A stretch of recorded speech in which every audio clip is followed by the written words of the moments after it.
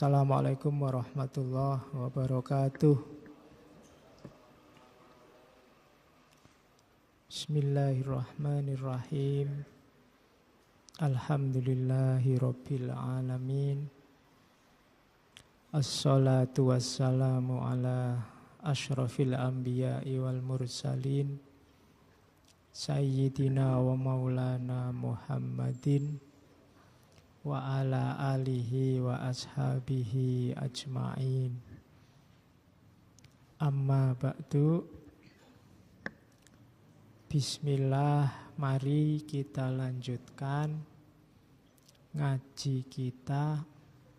Malam ini kita sampai di sesi terakhir untuk kritik ideologi. Malam ini kita bertemu pelanjutnya Marx Louis Althusser,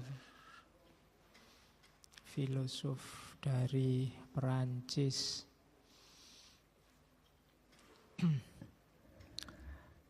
Kritik ideologi itu salah satu isu dalam filsafat yang populer di era ketika orang mulai sadar bahwa modernitas dengan semua ideologi cara berpikir di baliknya itu banyak mengandung kelemahan-kelemahan. Diawali dari kritik sosial ekonomi versi Karl Marx. Jadi di era-era itu ketika orang sadar bahwa modern itu tidak segalanya. Maju di bidang sains, terus banyak orang kaya, kemajuan-kemajuan materi di sekeliling kita itu tidak segalanya. Kritik-kritik modern sejak Karl Marx mulai mendeteksi adanya fenomena alienasi.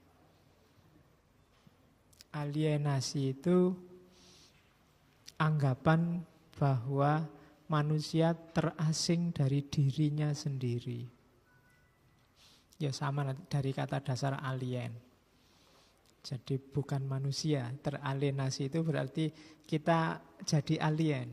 Kita bukan manusia lagi, kita asing, tidak kayak manusia. Sama seperti yang dikeluhkan, digelisahkan di Jawa dulu, waktu kita ngaji filsafat kebahagiaan, Suryo Mentaram, bahwa yang saya cari cuma satu, nyari manusia. Saya nggak nemu manusia hari ini. Nah, itu kegelisahannya sama, kayak era-era Karl Marx. Manusia terasing dari dirinya sendiri. Ya wujudnya kayak manusia sih ada, tapi kemanusiaannya agak dipertanyakan. Ini manusia beneran apa enggak? Kita tersubstitusi ke dalam banyak hal. Nah, itu namanya kritik. Kritik itu salah satu relasi antara manusia dengan bikinannya sendiri. Hubungan manusia dengan ciptaannya sendiri itu kan secara umum ada 4. Ada makom produsen, ada makom konsumen, ada makom pengamat, dan yang keempat ada makom kritikus. Terhadap apa saja? Laptop ini ada produsennya, ada konsumennya, kita ini kan konsumen. Ada pengamatnya. Pengamat itu dia tidak punya, cuma ngamati dari luar lihat, oh kayak gitu tuh laptop, meneliti, tidak terlibat langsung, itu cuma ngamati. Terus ada yang kritikus. Kalau kritikus itu ya mengamati terus melihat ada kelemahan-kelemahan, terus dia masuk di situ, menunjukkan disitulah ada kelemahannya. Nah, itu relasi manusia dengan produksi. Terhadap apapun kalian begitu sebenarnya kalau hubungannya sama manusia. Jadi sekali-sekali coba kita introspeksi makom kita ada di mana. ilmu misalnya. Untuk urusan ilmu kita itu produsen, konsumen, pengamat, apa kritikus. Produsen ilmu itu berarti kamu produktif, melahirkan gagasan-gagasan baru. Kalau konsumen itu ya pokoknya baca saja, menelan saja untuk dirimu, untuk kepentinganmu. Tidak pernah melahirkan yang baru. Kalau pengamat itu kamu ada di luar gelanggang. Yuk kamu cermati, yuk pengamat bisa juga konsumen, bisa enggak. Tapi dia mengamati fenomenanya, ini kira-kira cocok enggak sama situasi, cocok enggak sama saya. Yang terakhir kritikus. Kritikus itu untuk menemukan kelemahan-kelemahannya. Di setiap lini hidupmu coba dicek biar bisa maksimal peranmu. Kalau produsen ya produsen yang bagus, konsumen ya konsumen yang bertanggung jawab, pengamat ya pengamat yang cerdas, kritikus juga kritikus yang tepat, tidak sembarangan. Jadi kalau di Indonesia ada YLKI, perlindungan konsumen, itu sebenarnya tidak cuma untuk produk materi, ya produk semuanya bisa. Perlindungan konsumen ilmu. Nah, jadi kalau ada ustadz, kiai ngomongnya aneh-aneh, terus ngerusak konsumennya, itu bisa dilaporkan YLKI. Konsumen ilmunya. Nah, jadi karena memang ada makom konsumen, ada lagi yang kritikus. Kritikus itu tidak selalu konsumen. Dia sering ada di luar gelanggang, cuma dia bisa membaca petanya. Kayak kritikus sepak bola atau pengamat sepak bola. Itu kalau dia sendiri suruh main sepak bola, mending nggak usah dilihat. Tapi kalau komentar, dia luar biasa. Gitu. Sama kayak beberapa di antara kalian kan ada yang makomnya hanya pengamat dan kritikus. Kalau menjalani sendiri tidak bisa. Kalau ada temannya tidak beres, dia nasihatnya ngalang-alai ustadz. Tapi dia sendiri ya tidak apa-apa. Kalau ada tanya, kamu cuma nasihati, cuma ngeritik, tidak bisa menjalani. Lu tidak apa-apa, makomku memang makom pengamat dan kritikus. Bukan konsumen. Nah, umat Islam itu dari dunia keilmuan kita membacanya, kenapa kita mundur hari ini? Ya mungkin sebagian besar kita hanya konsumen dalam hal ilmu, bukan produsen. Ada yang mengkonsumsi ilmu dari barat, ada yang mengkonsumsi ilmu dari timur. Hanya konsumen.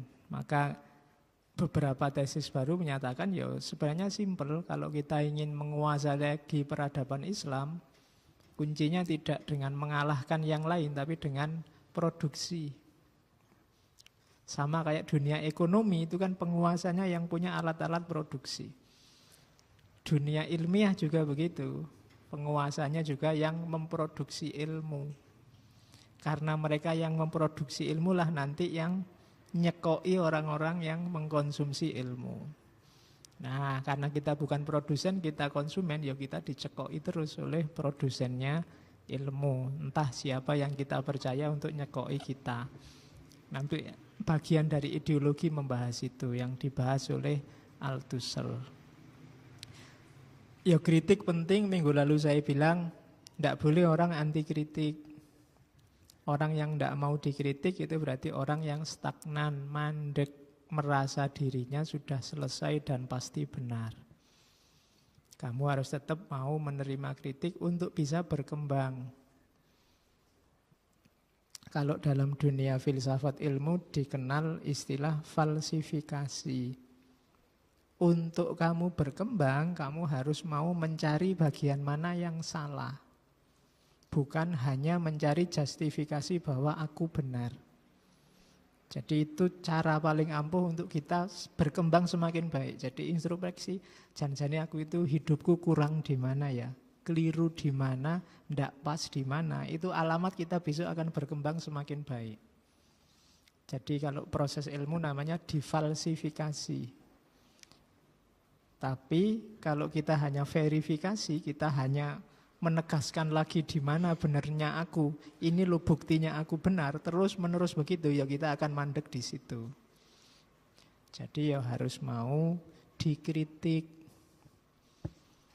Yang ngeritik juga begitu, harus ngerti aturannya ngeritik. Jangan asal ngeritik.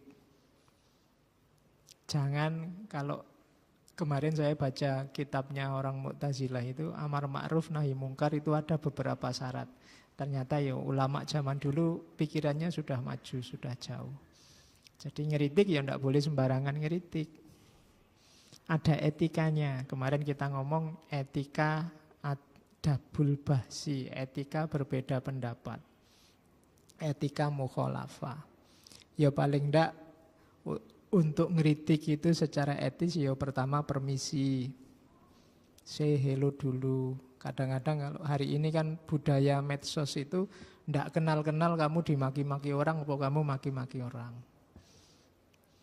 Yang kedua ya kemarin saya bilang kuasai masalahnya. Kalau belum paham benar duduk persoalannya ya jangan ngeritik.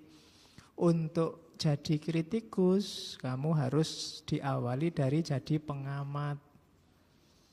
Pahami dulu persoalannya baru ngeritik. Hari ini orang ngomong dulu baru oh iya saya keliru belakang. Itu karena tidak hati-hati.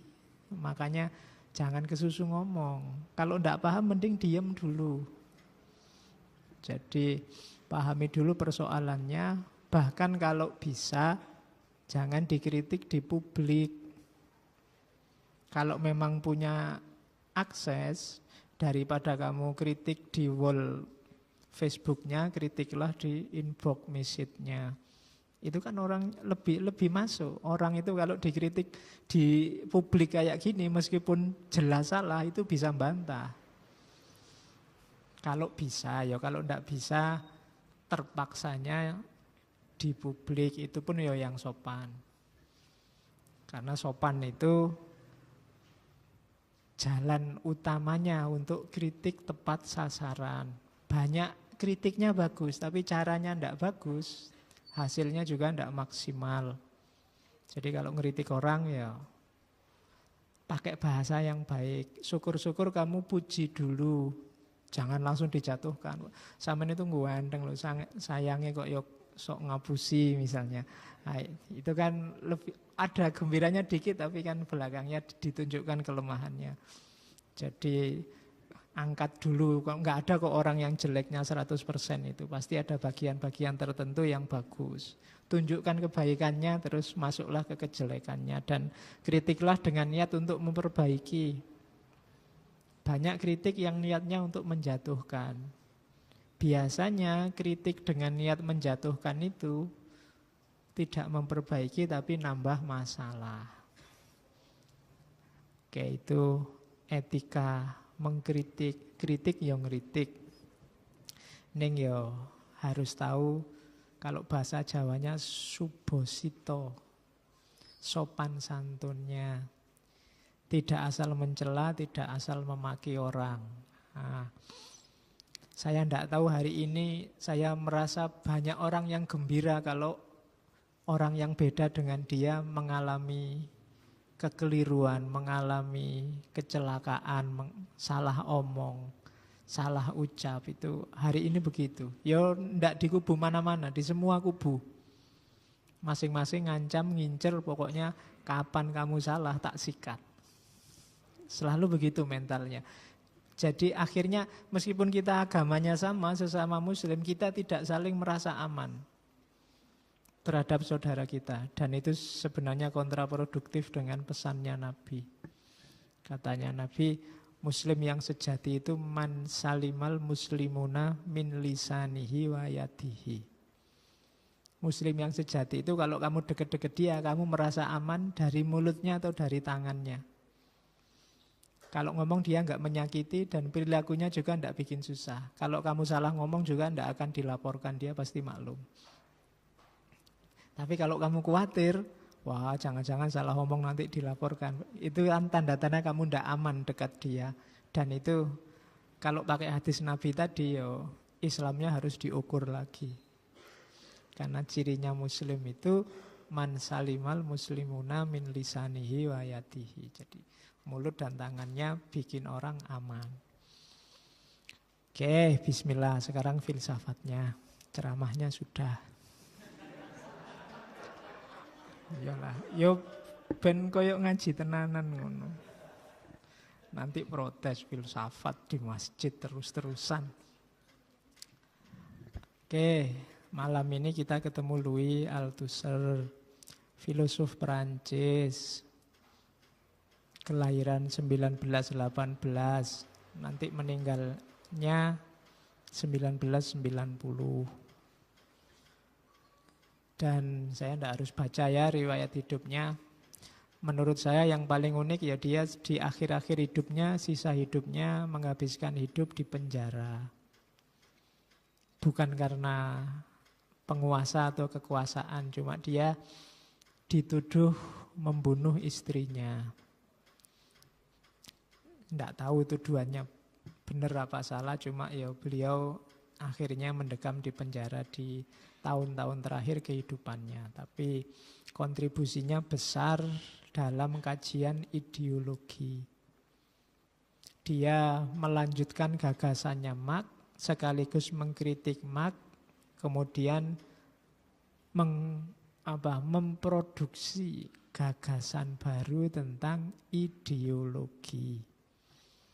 Selama ini kata-kata ideologi itu kan bertaburan di sekeliling kita, dan kita makainya sak-sae. Pokoknya ideologi itu jadi kalimat favorit kalau di dunia politik.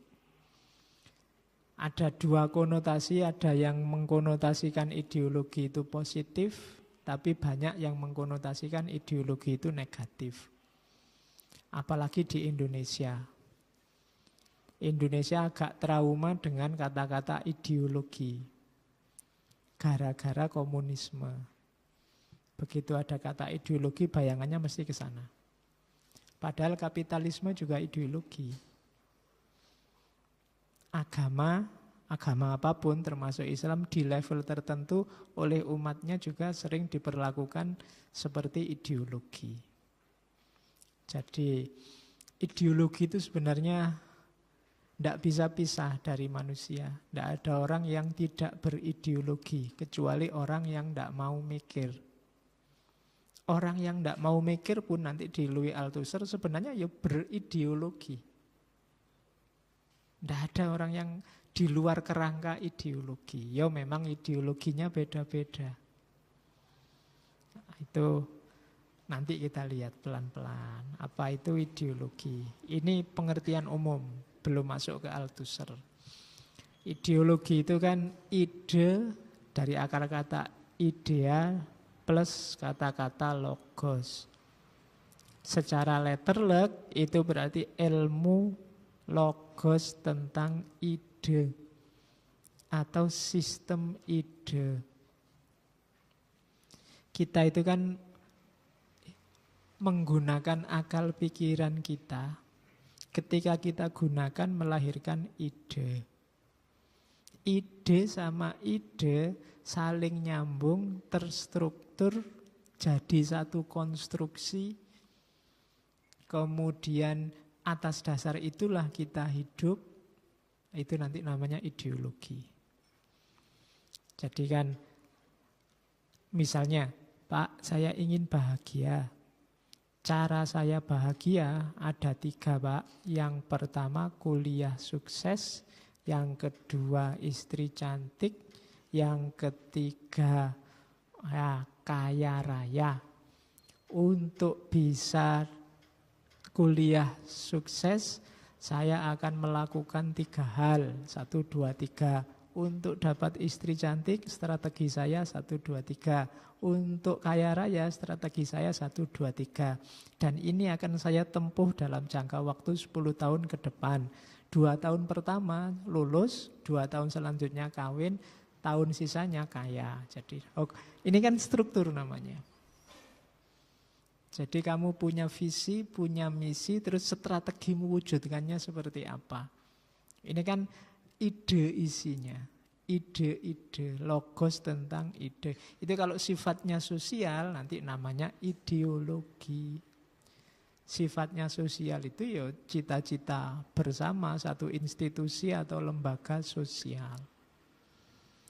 Kayak ngaji ini kan sudah sosial karena melibatkan lebih dari 1 orang. Ini kan kamu sadari apa enggak? Ada proses strukturnya sudah. Siapa, ada di mana, relasinya apa, untuk mencapai tujuan apa. Dan ini terus kita ikuti tiap hari, diulang-ulang proses ini begitu demi tujuan itu.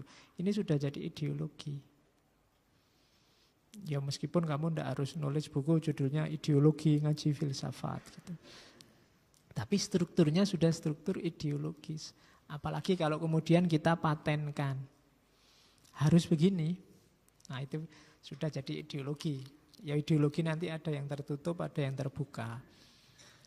Kalau definisi bukunya itu kumpulan gagasan, ide, keyakinan, kepercayaan yang komprehensif, sistematis, yang berhubungan dengan tingkah laku sekelompok manusia tertentu di level-level tertentu kehidupannya. Itu namanya ideologi. Ya kalau dibaca per kalimat utuh begitu ya mungkin agak rumit, tapi maksudnya itu tadi. Itulah yang disebut ilmu tentang idea. Kalau diruntut secara epistemologis, prosesnya itu, proses berpikir. Kita berpikir itu kan diawali dari tidak tahu atau ragu-ragu. Modalnya dua, akalnya jalan, panca inderanya jalan, apa-apanya sehat. Diawali dari tidak tahu, terus jadi tahu. Tahu itu apa sih? Nah, ini nanti masuk Immanuel Kant. Tahu itu pertemuan antara experience dan reason. Akalnya jalan, kemudian panca inderanya mengalami sesuatu. Melihat, mendengar, meraba, dan seterusnya. Dari tidak tahu, sekarang jadi tahu. Cuma tahu ini melibatkan dua variabel. Reason sama experience. Akal sama pengalaman.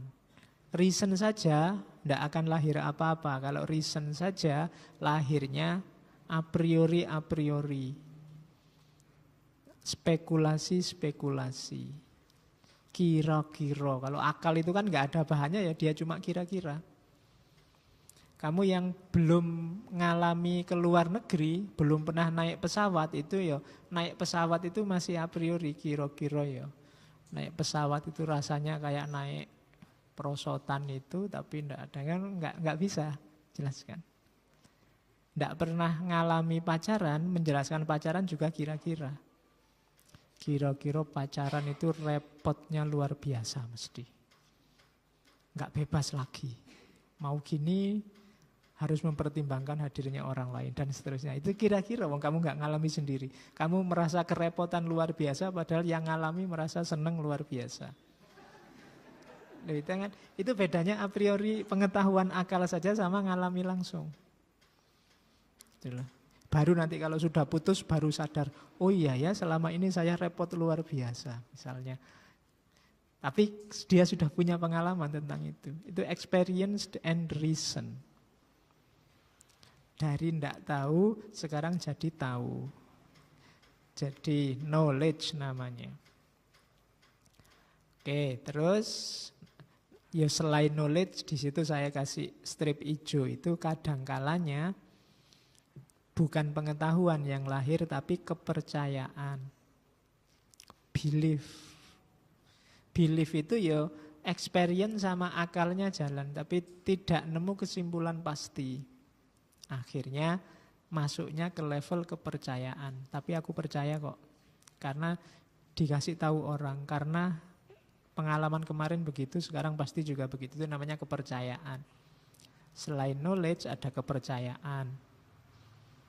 Nah, knowledge, pengetahuan yang itu persilangan antara realitas, pengalaman dengan akal. Kalau dikelola, diolah, dirumuskan, disistemasi, dimetodisasi, diuniversalisasi, nanti lahir ilmu. Ilmu itu sudah tertib, sudah tertata. Ada pengetahuan sosial, ada ilmu sosial. Kalau sudah levelnya ilmu itu rumusannya sudah rapi. Ada definisinya, ada ciri-cirinya, ada ontologi epistemologinya. Ya meskipun kalau di Indonesia kata-kata ilmu ini kan umum. Ilmu santet, ada ilmu santet. Oh itu kalau sains itu harus dijelaskan detail. Definisi santet apa, ciri-ciri santet apa, kemudian ontologi santet, aksiologi santet. Itu jadi tertib isinya. Kategori santet, ada kategori A, kategori B, ada santet, nah, bisa gitu. Tapi kalau sudah terstruktur rapi, bagannya ontologi epistemologinya jelas, dia sains. Ilmu nyopet, nah, itu beda lagi. Kan sekarang ada itu, ayo tak ajari ilmunya nyopet, copet bisa ilmu. Jadi yaitu mungkin levelnya belum ilmu, baru knowledge, atau paling tidak itu teknik. Teknik nyopet, teknik nyantet, dan seterusnya. Jadi dari knowledge jadi sains. Sains ini jadi ilmu. Kalau banyak yang setuju, kemudian dipakai oleh banyak orang, dijalankan oleh banyak orang, dijadikan patokan, pedoman oleh banyak orang, dia jadi worldview, paradigma. Jadi paradigma itu ya isinya visi, misi, wawasan. Dari mana? Dari ilmu. Saya Islamnya, worldview saya Syafi'ian, itu mungkin. Dulunya dari sains, dari ilmu yang dirumuskan oleh Imam Syafi'i. Sekarang jadi paradigma keberagamaanku. Nah, itu paradigma. Disepakati banyak orang. Nah, sains yang paradigmatik tadi itu kan isinya visi-visi wawasan-wawasan tentang hidup. Kalau dia kemudian dirumuskan detailnya, untuk menuju ke sana yang harus saya lakukan ini, yang tidak boleh saya lakukan itu. Yang saya lakukan itu tahapannya ada 3, ada juknis detailnya untuk menuju itu. Apa yang boleh dan apa yang tidak boleh, itulah nanti namanya ideologi. Jadi pengetahuan di kepalamu itu coba dicek levelnya tidak tahu, atau tahu, atau naik kelas sudah jadi ilmu, atau lebih luas jadi paradigma, atau sudah ada praksisnya dia jadi ideologi. Sosiologi misalnya, itu kan komunisme misalnya, itu kan awalnya wawasan-wawasan sosial. Situasi sosial di mana kelompok borjuis menindas proletar dan seterusnya. Terus di akhir dirumuskan harusnya menghadapi itu yang dilakukan ini loh. Taklukkan dulu orang borjuis, lakukan revolusi. Setelah itu yang proletar naik menguasai, lahirlah diktatorship proletariat. Setelah itu lahir masyarakat tanpa kelas. Juknisnya jelas. Ini disebut ideologi.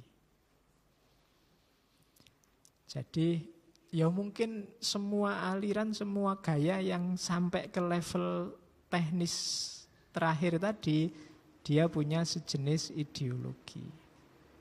Yang harus dilakukan apa, yang jangan dilakukan apa. Makanya tadi ngaji filsafat itu, kalau memang ajek seperti ini terus, dengan target yang jelas, langkah-langkah yang jelas, yang boleh apa, yang tidak boleh apa, apalagi terus dipatenkan harus begini struktur duduknya. Tidak boleh saya di tengah sana, nggak bisa kalau saya di tengah sana. Tehnya harus ditaruh di sini, tidak boleh ditaruh di sana, nggak boleh. Nah kalau ajak terus, ya nanti dia sejenis ideologi. Jadi sudah harus begitu demi mewujudkan cita-cita kita ngaji. Nah itu proses epistemologisnya. Biasanya kalau dalam konsep epistem itu ada 3 level pengetahuan, ada level dogma, ada level doktrin, ada level ideologi. Kalau dogma itu gagasan atau ide yang dipercaya sebagai pasti benar begitu saja. Tidak perlu penjelasan mengapa begitu, mengapa begini. Pokoknya dipercaya, itu nanti dia jadi dogma. Kalau doktrin itu gagasan atau ide yang bisa dijelaskan, bisa dipahami. penjelasan dari dogma itu namanya doktrin. Yang kamu percaya tadi apa? Ini loh. Nah, misalnya tauhid itu mungkin sifatnya dogmatik, tapi ilmu kalam itu sifatnya doktrinal. Dalam ilmu kalam ada penjelasan-penjelasan rasional terhadap keimanan. Jadi ada dogma, ada doktrin, di atas itu ada ideologi. Kalau sudah ideologi itu doktrin yang dirumuskan praksisnya. Jadi misalnya kita beriman pada Allah, terus dijelaskan Allah itu apa, cara beriman itu bagaimana. Kalau itu doktrin. Ideologi terus dirumuskan, beriman pada Allah yang baik itu harusnya begini, begini, begini, jangan begitu. Nah, itu levelnya sudah ideologi. Cara yang lain tidak diterima, yang diterima cara ini saja. Dia jadi ideologi. Nah, nanti kita cek ya keberagamaan kita levelnya ada di mana. Dogma, doktrin, atau ideologi. Atau dogma aja belum.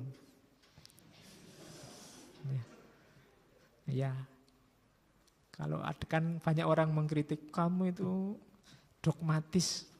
Dogma itu apa tuh? Enggak. Yang didogmakan itu apa juga enggak jelas, kamu sudah dituduh dogmatis. Tapi ketika kamu percaya sesuatu tanpa dipertanyakan, dia jadi dogma. Jangan salah, ngaji filsafat kayak gini juga bisa jadi dogma loh. Kalau kamu pokoknya ya kayak gitu, yang diomongkan Pak Faiz itu ya usiku mesti benar, itu jadi dogma. Tapi kalau kamu bisa menjelaskan, iya itu pasti benar kayak gitu, ini loh nah, penjelasannya, kan benar kan kayak gini, itu sudah jadi doktrin. Kalau ideologi nanti dirumuskan praksisnya. Terus apa yang harus kita lakukan? Harus ini yang dilakukan. Nah itu dia jadi doktrin. Nah, biar tidak terjebak di situ, ya ngaji itu tidak harus terlalu mantep. Biar nggak jadi dogmatis. Ya, tidak harus terlalu mantep itu maksudnya apa? Ngaji ini labelnya harus insya Allah baik, itu aja. Jangan bilang pasti baik. Kalau pasti baik nanti kamu mandek. Ngaji ini tidak akan berkembang. Kamu juga tidak akan berkembang. Insya Allah baik. Yang lebih baik banyak. Apalagi yang lebih mahal. Ya, kayak iklannya obat nyamuk itu loh. Yang lebih mahal banyak. Yang lebih baik banyak secara kuantitas maupun kualitas. Tapi insya Allah ngaji ini baik kan itu. Pasti baik ya kita tidak tahu. Karena kalau pasti baik, kayak tadi kita jadinya anti kritik. Kalau ada orang kritik kita terus jadi resisten, tidak mau dikritik. Akhirnya jadi dogma. Sudah terlalu banyak kita punya dogma, jadi tidak usahlah nambah-nambah dogma lagi. Santai saja, dinikmati. Cocok ya dipakai, tidak cocok ya tidak masalah. Wong. Ini kan nambah wawasan intinya. Jadi jangan dijadikan dogma. Isinya maupun wadahnya, maupun bentuknya. Oke, itu epistemological process namanya. Proses akalnya. Jadi kalau kita mau membahas tentang ideologi, disiapkan dulu, oh ternyata wilayahnya di situ. Terus, apa gunanya ideologi? Kok tadi tidak ada dogma, doktrin, dan dilanjutkan ideologi? Yang pertama, ideologi itu berfungsi sebagai explanatory, menjelaskan realitas. Biasanya untuk dunia politik, sosial. Kadang-kadang juga berfungsi evaluatif, mengevaluasi. Yang baik itu gini loh, berarti yang kayak gini nggak bagus. Itu fungsi evaluatif. Kalau fungsi explanatory, realitas itu berjalannya semacam ini. Jadi kita harus melakukan ini biar cocok sama kenyataan. Itu fungsi explanatory. Masyarakat itu tertindas loh, jadi kita harus berjuang membebaskan mereka. Ini loh ketertindasannya, itu ideologi biasanya. Explanatory, kalau evaluatif mengevaluasi sebelumnya. Terus orientatif, orientatif itu mengarahkan kita harus kemana, apa yang harus kita lakukan, kemana kita harus melangkah, itu orientatif. Dan yang keempat, programatif. Programatif itu biasanya terstruktur. Saya tadi bilang step by step. Langkah kita pertama kemana?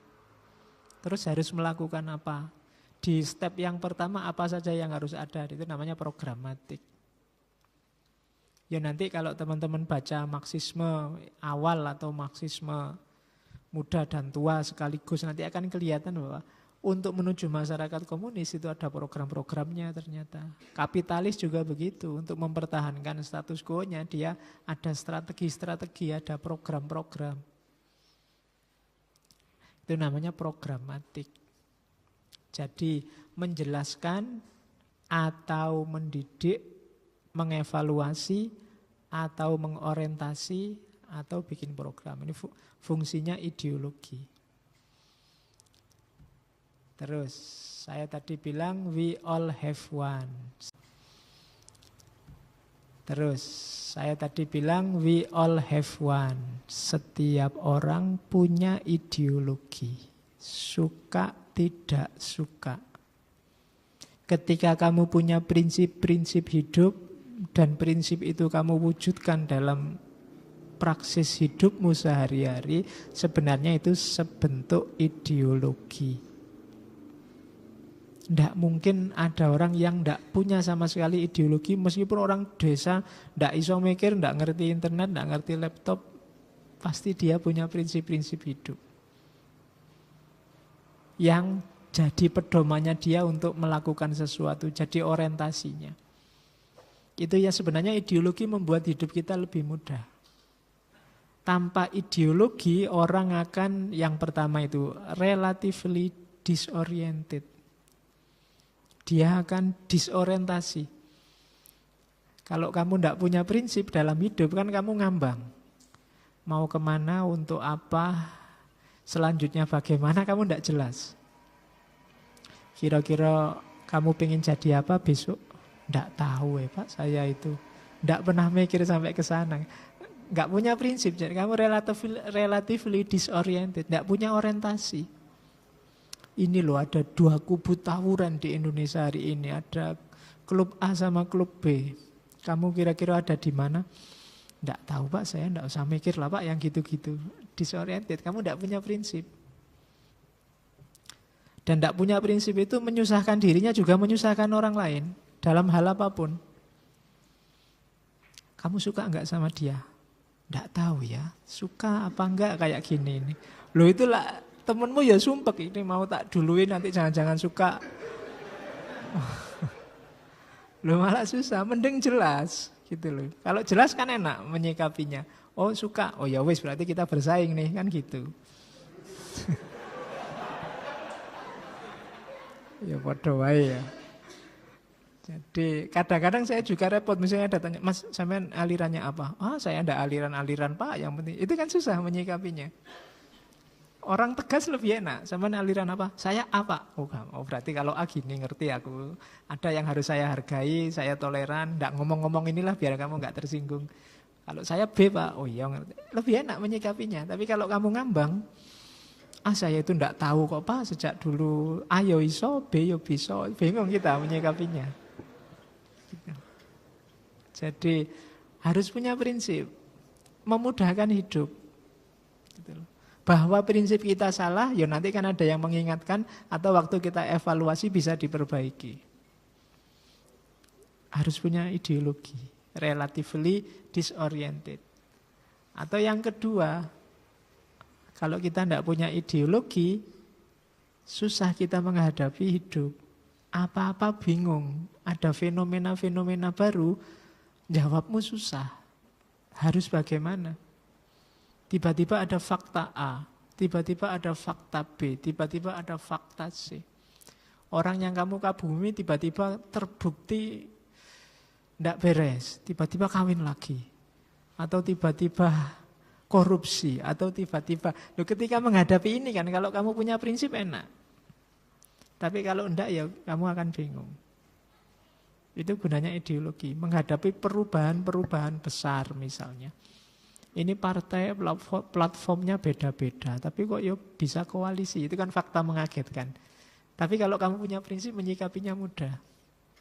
Katanya orang desa itu lugu, anti materi, rukun, tapi ini kok ada yang orang desa tapi materi sekali ya. Hai, itu kan fenomena baru. Kalau kamu punya prinsip, punya orientasi, menyikapinya gampang. Dan yang ketiga, kalau kamu tidak punya prinsip, tidak punya ideologi, kamu susah untuk menilai. Ya tadi menghadapi aja susah, apalagi menilai. Ketemu saja susah, apalagi mengkritik. Akan berat. Kamu akan terombang-ambingkan. Pokoknya yang lain aja, trennya kemana kamu akan ke situ. Kalau 2, 3 tidak bisa, kamu tidak akan melakukan yang terakhir itu. Tidak pasti apa yang harus dilakukan. Apa yang harus saya jalankan menyikapi itu. Jadi meskipun banyak orang mengkritik ideologi dalam tanda petik karena menganggap ideologi itu sesuatu yang negatif, tapi sebenarnya setiap orang punya ideologi. Dan akan lebih ringan, lebih menguntungkan kalau orang punya ideologi. Orientasi hidupnya jelas, tidak ngambang. Jadi tidak usah malu-malu kalau kamu punya pandangan, punya prinsip, punya ideologi tertentu, tidak masalah. Memang hidup itu butuh prinsip-prinsip. Pak, saya ideologi saya ikhlas lillahi ta'ala, apa saja saya harus begitu misalnya. Ini kan semacam prinsip, praksisnya kamu rumuskan model itu juga. Mungkin di titik tertentu tidak pas, nanti kan ada perbaikan-perbaikan. Tapi kamu lebih nyaman, sudah ada jawabannya. Ya kayak dalam agama misalnya ada orang yang selalu bingung nyari dalil. Capek, fenomena itu banyak sekali, luar biasa. Kalau kamu punya prinsip aja beberapa, itu kamu tidak usah capek nyari dalil. Misalnya, menurut agamaku Pak, ada prinsip adil. Apapun yang tidak adil itu pasti anti-Islam misalnya. Ini kan prinsip. Jadi kamu ketemu fenomena apapun yang menunjukkan ketidakadilan, kamu tidak perlu capek nyari dalil, pasti tidak Islami sudah. Kenapa? Kamu sudah punya ngerti prinsipnya. Misalnya Islam itu Pak anti dengan yang ketidaksopanan. Nah, berarti ketemu apapun yang tidak sopan, kamu nggak perlu capek-capek surat apa, ayat berapa. Itu pasti tidak Islami.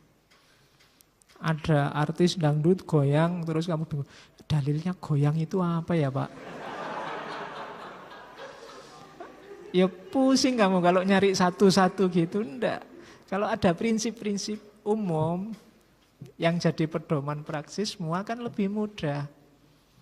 Daripada kamu capek waktumu untuk satu demi satu masalah kamu pikirkan. Ketika kamu punya prinsip kan gampang. Misalnya kamu punya prinsip, pokoknya kuliah nomor 1, pacaran nomor 0.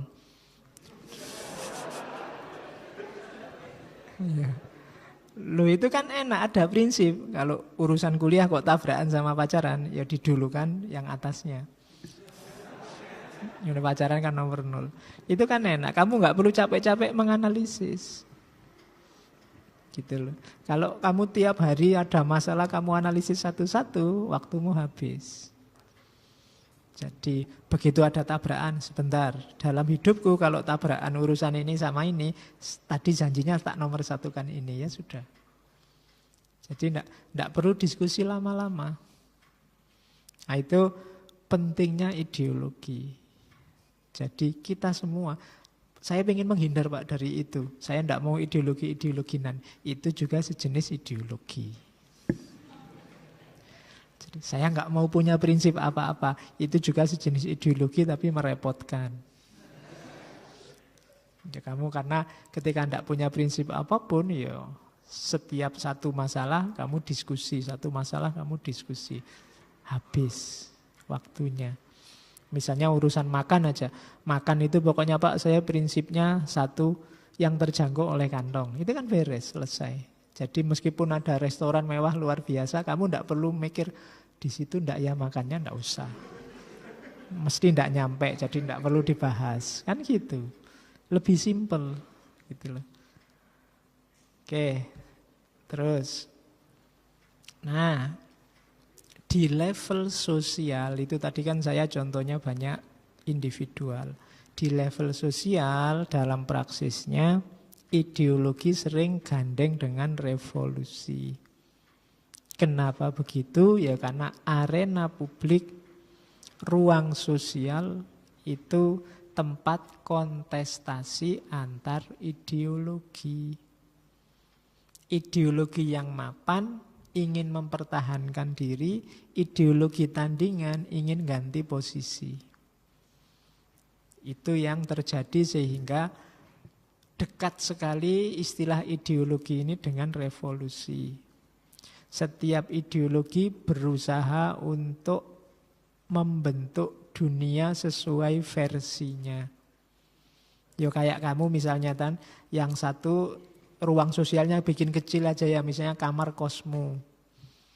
Yang satu uangnya ndak cukup jadi merasa lebih enak masak sendiri. Yang satu masak itu merepotkan, lebih simpel kalau beli di luar. Oh, ini kan dua prinsip yang berbeda. Yang satu masak, yang satu ingin keluar. Ini kan kontestasi, siapa yang menang. Tiap hari mesti dua orang ini saling pamer. Nah kan enak masak sendiri, ngirit. Yang satu, oh enak beli, enak tau daripada kamu masak sendiri ndak enak. Itu kan kontestasi. Itu pinginnya nanti temannya ikut dia. Itu biasanya modelnya begitu. Kamu akan lega luar biasa kalau temanmu, bener ya, lebih enak masak sendiri. Kamu yang masak sendiri, ya kan sudah dibilangin dari tadi. Atau yang satu yang bilang, ternyata memang enak beli, tiwas capek juga sekarang apa-apa mahal, mending beli. Yang kamu tadi beli di luar jadi lega. Dunia sosial besar kayak negara juga begitu. Semuanya kontestasi ingin menang ideologinya. Jadi nggak usah kaget. Pak, kok ada ya organisasi yang ideologinya beda sama yang kita sepakati? Ya pasti ada. Ndak dulu, ndak sekarang. Karena memang tadi kan gagasan orang beda-beda. Cara berpikirnya juga beda-beda. Paradigma yang disepakati beda-beda. Jadi ideologi dekat dengan revolusi. Setiap ideologi ingin menguasai ideologi yang lain. Orang itu kan selain ingin menemukan kebenaran, dia juga suka kalau ternyata kebenarannya diakui oleh orang lain. Itu yang bikin manusia dengan manusia yang lain itu sering menjatuhkan miliknya yang lain dalam rangka untuk menunjukkan bahwa aku yang benar. Maka kita nggak harus terlalu kaget kalau hari ini banyak orang saling menjatuhkan gagasan yang lain. Kenapa? Karena setiap orang ada kecenderungan bahwa gagasanku lah yang lebih unggul dibandingkan yang lain. Ideologiku lah yang lebih pas. Itu pasti begitu. Dan yang lain juga tidak akan mau diam begitu saja. Dia juga ingin merebut panggung. Untuk agar ideologinya juga menguasai. Dan itulah persisnya pertarungan hari ini. Masing-masing ingin ideologinya yang leading, yang menang. Masyarakat manapun, baik yang demo maupun yang tidak demo, diakui atau tidak diakui. Ketika ideologi kita menang, kita akan senang. Dan kita akan terus melakukan proses agar ideologi kita unggul. Itu nanti yang dibahas oleh Althusser. Jadi cirinya, ideologi itu ingin menguasai yang lain sehingga dekat dengan revolusi. Kenapa begitu? Karena mereka punya tawaran sendiri, penjelasan sendiri tentang realitas. Oke. Terus sekarang baru masuk ke Althusser, hampir sak jam pengantarnya. Biar kamu ngerti tentang ideologi. Althusser melanjutkan Karl Marx. Dia sepakat dengan Karl Marx tentang terjadinya penindasan-penindasan, tentang adanya struktur yang timpang dalam mode sosial yang namanya kapitalisme. Cuma ada dua hal yang dikritik oleh Althusser, sebagaimana minggu lalu Gramsci mengkritik Marx. Jadi Althusser mengkritik ada beberapa variabel gagasannya Karl Marx yang perlu diadaptasi lagi, yang harus disesuaikan. Ini yang tadi saya sebut contoh kritik yang konstruktif. Tidak serta-merta dijatuhkan, dibuang, dijelek-jelekkan. Jadi gagasannya Karl Marx itu ya bagus, ada benarnya. Cuma bagian tertentu kurang. Loh, kalau orang dikritik gini kan seneng. Daripada, wah dasar kamu. Sekarang gitu. Dasar kamu pendukungnya itu, dasar kamu pembelanya itu. Kan sekarang selalu begitu awalnya. Kalau para filosof dulu kan lebih santun. Marx bagus, saya ingin melanjutkan Marx. Cuma ada beberapa yang perlu direvisi. Nah itu kan lebih gentle namanya. Karena ya kita manusia, tidak ada manusia yang sempurna. Pasti ada titik-titik salahnya, ada titik-titik lemahnya. Kita itu kuat, perbedaan itu kan niscaya. Kita itu kuat ketika dalam perbedaan kita saling menguatkan. Saling tawasau bil haq, itu kan bahasa Qur'annya itu. Dan Quran sudah wanti-wanti kan, yang itu wala tajassasu wala yaghtab wala yaskhor dan seterusnya. Jangan pakai cacian deh, jangan pakai nyari-nyari kesalahan orang, jangan pakai ngomong jelek tentang orang. Tapi saling mengkritik, saling menasehati. Oke. Kalau saya ngomong gini biasanya bayanganmu selalu kelompok musuhmu yang ideologinya beda. Padahal mungkin kamu sendiri juga begitu, tapi tidak sadar. Yang pertama dikritik oleh Althusser adalah logika ekonomisme. Determinisme ekonomi. Persis seperti Gramsci kemarin. Yang lebih ditekankan oleh Althusser, Karl Marx kan bilang bahwa segala struktur sosial hari ini itu ada basis structure sama suprastructure. Kalau katanya Marx ya semuanya porosnya di basis ini. Yang supra itu hanya sublimasinya. Intinya ya ekonomi. Sama kayak kamu bilang ala ujung-ujungnya paling ya duit. Nah itu kan itu. Tapi katanya Althusser enggak. Ya penting ekonomi, nanti arahnya juga ke situ, tapi banyak variabel superstruktur itu yang enggak semata-mata ekonomi. Termasuk ideologi ini. Untuk ideologi bahkan banyak loh orang yang rela mati. Oh itu kan mesti enggak perhitungan ekonomi. Seuntung-untungnya ekonomi orangnya mati ya enggak jalan. Ada orang yang rela berkorban, rela rugi demi ideologi. Oh itu kan katanya Althusser berarti ya enggak ekonomi. Bahwa nanti ujungnya ketemu ekonomi lagi sebenarnya. Kalau dia sukses ya untung secara ekonomi. Tapi ekonomi tidak selalu yang pertama-tama. Itu yang dikritik oleh Althusser pada Marx. Jadi ndaklah, ekonomi penting, basis structure penting, tapi ndak selalu ke situ. Ndak selalu pertimbangan ekonomi. Orang tua sama anaknya itu mungkin pertimbangannya bukan ekonomi, tapi ideologis. Mereka mungkin ingin membentuk anaknya sebagai apa, punya visi sendiri tentang anaknya. Kemudian pasangan cowok, cewek, pacaran juga pasti insya Allah tidak ekonomi. Kecuali yang sama-sama materi. Ya kan yang ekonomi kan hitungannya materi, tapi kan ada yang rela berkorban segalanya, asal nggak disuruh neraktir. Ya kalau neraktir kan mahal, kalau ekonomi itu katanya tidak ekonomi. Jadi Ndak, ekonomisme dikritik. Termasuk determinisme ekonomi. Determinisme ekonomi itu pasti ekonomi. Struktur yang melandasinya. Katanya Althusser, ndak begitu. Ada beberapa hal yang tidak diawali dari ekonomi. Yang kedua, mengkritik humanisme. Ini humanisme awal khas humanisme barat awal. Termasuk yang diambil oleh Karl Marx. Humanisme itu melihat kehidupan sosial manusia sebagai sudah ada polanya, sudah ada patternnya, ada sunnatullahnya. Kalau di Althusser enggak, kehidupannya manusia itu ya kuncinya di tangan manusia sendiri. Jadi tidak ada pola-polaan, ya tergantung manusia ingin membentuk seperti apa.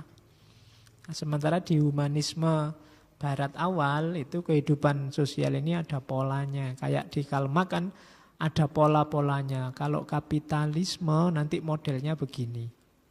Kalau ini gagal terus akan muncul ketidakpuasan, kemudian muncul pemberontakan, ganti dari menindas ditindas, kemudian lahir masyarakat setara. Seolah-olah ini proses yang pasti.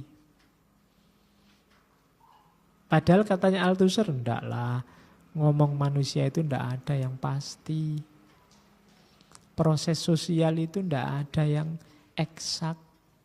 Semuanya tergantung manusianya.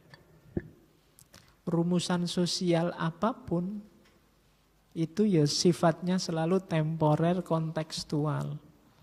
Tidak kapanpun dan dimanapun pas. Ya dunia sosial itu kan dunia kesepakatan. Yang nilainya tidak mutlak bisa ganti, asal disepakati.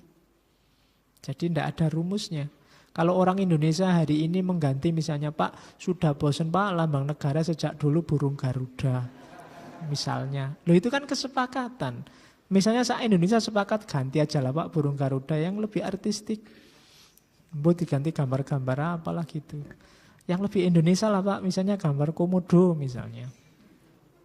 Lambang negara kita komodo, susah. Susah kamu bikin 17 Agustusnya kalau komodo ya.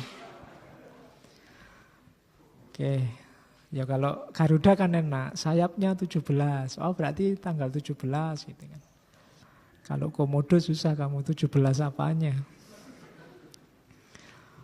Oke, jadi itu humanisme barat yang dikritik oleh Althusser. Jadi manusia yang pegang kunci, bukan lagi takdir, bukan lagi pola-pola pasti, pola-pola paten. Jadi dia mengkritik dua hal itu, ekonomisme dan humanisme. Nah, baru sekarang ideologi menurut Althusser. Perhatikan yang saya kasih tanda kuning itu. Ideologi, kata kuncinya representasi dari hubungan imajiner. Yang kedua, bukan representasi dari dunia nyata. Ngerti representasi enggak? Representasi itu penggambaran ulang. Jadi present itu kan menampilkan, represent itu penampilan ulang. Jadi sudah enggak asli lagi. Jadi ideologi itu menggambarkan ulang hubungan imajiner. Kenapa hubungan imajiner? Karena kita memahami alam, hubungannya bunyinya gimana itu kan tergantung imajinasi kita. Tergantung pemahaman kita. Manusia adalah penguasa alam semesta. Oh itu ya kita kan yang merumuskan itu. Atau manusia itu bagian dari alam semesta. Itu juga kita yang merumuskan. Apakah manusia penguasanya atau bagian di dalamnya, itu kan rumusan-rumusan yang ada di dalam kepala kita. Makanya namanya imajiner. Kan dari situ kan kita merumuskan ideologi. Karena manusia ini Karena kita adalah penguasa alam, maka mari kita nikmati alam, mari kita eksploitasi alam. Wong itu hak kita, diciptakan oleh Tuhan untuk kita. Itu berawal dari tadi, imajinasi kita dalam tanda petik. Bagaimana kita menggambarkan alam versi kita. Itu namanya hubungan imajiner. Dan bukan representasi dari dunia nyata. Jadi ideologi itu kita rumuskan berdasarkan wawasan imajiner kita tadi. Karena kita menganggap alam semesta ini milik kita mutlak, kita kuasai mutlak, maka terus kita merumuskan cara menyikapi alam semesta. Jadi dasarnya itu, bukan alamnya sendiri. Makanya namanya hubungan imajiner. Jadi tahap pertama ideologi itu. Jadi rumusan berdasarkan imajinasi, gagasan kita tentang realitas. Bukan realitas itu sendiri. Itu catatan pertama itu. Setelah itu, ini kan sudah jadi ideologinya dirumuskan dari situ. Yang terjadi apa? Internalisasi. Internalisasi itu ketika individu-individu menyerap ideologi dari lingkungannya. Ketika kamu kecil, kamu kan dipengaruhi oleh lingkunganmu. Di situ beredar ideologi apa, itulah yang kamu internalisasi. Cara hidup itulah yang ditanamkan padamu, itu namanya internalisasi. Yang hidupnya di pelosok pedalaman, nggak ada media, nggak ada TV, nggak ada radio, nggak ada internet, apalagi ya. Gaya hidupnya pasti beda, cara berpikirnya pasti beda dengan yang hidup di kota. Yang tiap hari lihat orang pakai rok mini pasti beda penyerapannya terhadap realitas dengan terhadap perempuan dengan yang tiap hari lihat orang tidak pakai baju misalnya. Kan saya baru baca ada satu desa di Inggris dikenal sebagai kampung nudis. Kampung nudis itu nudis telanjang, bukan nudis kalau kamu masukkan CD terus nudis itu. Tidak ada CD-nya. Jadi kampung telanjang. Kalau masuk di situ harus telanjang. Kalian juga kalau masuk ke sana harus telanjang. Kalau nggak telanjang nggak boleh masuk. Yang tidak telanjang akan malu sendiri karena yang lain semuanya telanjang. Ayo. Bayangkan kalau kamu masuk ke sana, aku rambayangke. Apa yang terjadi? Loh kalau orang sana santai, enggak ngefek sama sekali wong tiap hari. Begitu. Kamu yang internalisasinya beda. Imajinasimu kan beda sama mereka. Nah, itu kan yang disebut hubungan imajiner itu. Begitu kamu masuk ke sana, ya sudah, mungkin orang sana ketawa semua lihat kamu. Karena orang situ biasa, kamu yang luar biasa. Itu namanya kampung nudis. Orang yang menginternalisasi situasi sosial begitu, dengan kita yang jilbaban rambutnya kelihatan satu aja hebohnya medsos. Oh itu kan beda cara internalisasinya, cara menyikapinya. Jadi itu namanya internalisasi. Ideologi mereka beda dengan kita. Yang kita internalisasi dengan yang mereka internalisasi beda.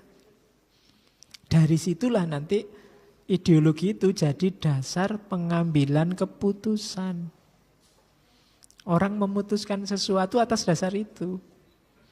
Makanya kalau tadi kamu masuk ke sana pakai baju dianggap salah. Diputuskan sebagai salah. Sebaliknya kalau di tempat kita ada orang tidak pakai baju, dia yang salah. Mungkin kita masuk ke sana dianggap gila. Lah orang masuk ke kita dianggap yang pakai telanjang itu yang kita anggap gila. Itu internalisasi. Dasar pengambilan keputusan ketika ideologinya beda.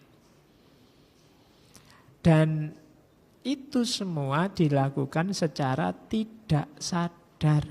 Jangan salah, prosesnya tidak secara sengaja. Orang tuamu, lingkunganmu juga menanamkan ideologi itu tidak secara sengaja. Anakku mau tak didik ideologi ini, enggak. Jadi itu sudah terstruktur, sudah berjalan begitu saja. Kita enggak sadar. Ini mengkritik Marx sebelumnya juga. Kalau di Marx, ideologi itu disebut kesadaran yang palsu. Kesadaran palsu itu kita menyadari A padahal hakikatnya B. Tapi katanya Althusser enggak begitu, bukan kesadaran palsu. Ya memang enggak sadar. Beda antara kalau kesadaran palsu itu kan kita masih mikir tentang ideologi kita. Tapi ini enggak sadar kalau ada ideologi dalam diri kita. Makanya ada quote yang terkenal dari Althusser itu, ideology has very little to do with consciousness. It is profoundly unconscious. Ideologi itu hubungannya sangat kecil dengan kesadaran. Wong itu memang unconscious, tidak sadar. Kamu merasa yang hidup yang paling baik ya kayak gini ini. Ajaran yang paling bagus ya versimu. Cara hidup yang paling utama ya kayak kamu. Orang lain punya versi sendiri. Dan kita semua sebenarnya unconscious ketika ideologi itu ditanamkan. Kita tidak tahu, tiba-tiba saja menurut kita yang baik ini. Menurut kita yang bagus ini. Menurut kita yang indah ini. Kalau bapakmu, ibumu misalnya tiap pagi karena mereka penggemar penggemar orkes gambus misalnya, Umi Kalsum apa Nasi Daria. Ya masuk contohnya penggemar rock kan gak pantas. Kamu sejak kecil mendengarkan musik itu, bapakmu tidak ingin menanamkan ideologi Nasi Daria dalam dirimu. Tapi sejak kecil kamu dengar itu. Lama-lama masuk dia. Kamu ada getaran tersendiri waktu dengar lagu itu. Kenapa? Dulu bapak saya itu. Kamu pura-pura tidak suka tapi suka. Kenapa? Sudah tertanam dalam dirimu. Kalau ditanya temanmu musik seleramu apa? Kamu jawabnya mesti sing keren-keren. Tapi sebenarnya kamu tidak minat. Tapi begitu dengar Nasi Daria kamu langsung terbayang. Bisa begitu. Kenapa? Ya karena dulu di fase unconscious kita dapat banyak didikan, langsung atau tidak langsung. Jadi itulah ideologi. Jadi yang kuning-kuning tadi ya, representasi dari hubungan imajiner, bukan dunia nyata. Konsep kita sendiri, bayangan kita sendiri tentang dunia. Jadi setiap orang kan punya konsep sendiri tentang dunia. Misalnya orang Jawa yang cenderung mistik dengan orang Barat yang cenderung saintifik. Itu kan beda cara membaca dunia. Dua-duanya sebenarnya cuma representasi. Dari situ terus terinternalisasi dalam diri setiap orang yang ada di komunitas ideologi itu. Dan kemudian ideologi ini jadi dasar pengambilan keputusan dalam hidup secara tidak sadar. Kamunya merasa itu yang paling baik, yang paling benar, yang paling pas. Menurut saya yang benar ini loh Pak. Saya ini mikirnya jernih Pak, tidak terpengaruh apa-apa. Kan kamu sering gitu. Pakai akal sehat saya sendiri. Enggak, kamu sudah dibentuk oleh lingkunganmu secara tidak sadar. Terus, mengapa representasi bukan kenyataan? Itu kan pertanyaannya. Ya karena penjelasannya tadi. Seringkali ideologi itu hasil penggambaran seseorang terhadap realitasnya. Maka namanya representasi. Kenapa bukan yang nyata? Karena biasanya yang nyata itu penuh kelemahan dan oleh ideologi ingin ditutup-tutupi. Misalnya kapitalisme. Kapitalisme itu kan realnya itu eksploitasi dan alienasi. Cuma oleh elit tertentu, kalau di sistem kapitalis ya elit borjuis, fenomena eksploitasi, alienasi itu disublimasikan ke yang lain. Sehingga tidak nampak, hanya representasi. Akhirnya apa? Ideologi hanya jadi topeng. Kalau bahasanya yang lain, painkiller, penghilang rasa sakit. Jadi, an illusion representation. Kalau dalam sejarah Islam misalnya, zaman awal dinasti Umayyah, waktu Muawiyah mengambil kekuasaan, itu dikembangkan ideologi Jabariyah. Kenapa ini dikembangkan? Untuk nutupi fenomena alienasi, eksploitasi. Mungkin itu kan Muawiyah mengambilnya agak secara paksa dalam ceritanya. Nah, agar orang-orang mau membaiat dia, ideologi ini berkembang, Jabariyah. Ketika sudah Jabariyah, oh iya ya, wong urusan khilafah lah urusan dunia, ngapain sih kita gegeran kalau sudah dipastikan oleh Allah jadi khalifah, ya siapa yang bisa menghalangi? Nah, itu painkiller. Semula harusnya kamu komplain, jadinya tidak komplain. Untuk nutupi ini, alah mas, hidup di dunia cuma mampir ngombe sebentar. Tidak usah ngoyo-ngoyo lah, dinikmati saja. Itu kan seolah-olah enak-enak, santai aja lah. Kamu dibikin susah terus sih. Nah, itu nutupi fenomena eksploitasi alienasi tadi. Dari situ kan terus dirumuskan ideologinya. Jadi ideologi hanya representasi saja. Bukan dunia nyata, karena dunia nyatanya jelek. Ditutupi oleh ideologi. Ya mungkin di masyarakat tertentu untuk menutupi ideologi malas, terus diciptakan gambaran-gambaran bahwa hidup jangan ngoyo, kita nikmati saja apa adanya, rezeki tidak kemana-mana, kalau sudah jatah kita kan sedikit. Jadi itu cara ideologi merepresentasikan kenyataan, bukan kenyataan itu sendiri. Akhirnya kita senang, akhirnya kita nyaman, dan lupa bahwa ada problem mendasar, ada problem penting dalam hidup kita. Oke, di buku tertentu ada analisis kenapa umat Islam susah sekali bangkit menuju kejayaannya kembali, karena di saat umat Islam jatuh, ideologi yang laku di dunia Islam itu tasawuf. Tasawuf cenderung agak pasif. Meskipun dalam beberapa kasus tasawuf bisa jadi agresif untuk perjuangan, tapi secara umum tasawuf ideologi pasif, lillahi ta'ala. Jadi orang sudah kalah, kemudian sudahlah lillahi ta'ala, segalanya diatur oleh Allah. Orang jahat ada balasannya sendiri, Gusti Allah tidak tidur. Tenang saja, sudah nggak jadi bangkit kamu. Mereka itu merasa maju, tapi sebenarnya cuma materi. Kita lebih kaya batin kita, kan gitu. Wes tidak jadi bangkit sudah. Gitu loh. Jadi mereka kaya materi tidak masalah, kita kaya hati misalnya. Oh itu kan, ya wes selesai. Kita kan akhirnya tidak ngapa-ngapain. Gitu loh. Minggu lalu saya bayangkan kayak roda pedati, kan hidup itu harusnya kadang di atas, kadang di bawah. Tapi ada orang yang secara sengaja ketika dia di atas, biar dia di atas terus, kita yang di bawah terus. Terus ideologi datang, alah mas, lebih enak di bawah. Di atas itu malah sumpek loh sampean, godaannya banyak.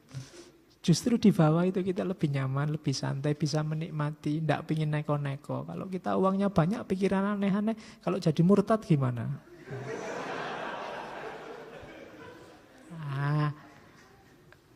Itu banyak yang kayak gitu, itu cirinya kenapa disebut representasi, bukan kenyataan. Akhirnya kenyataan aslinya ketutupi oleh ini.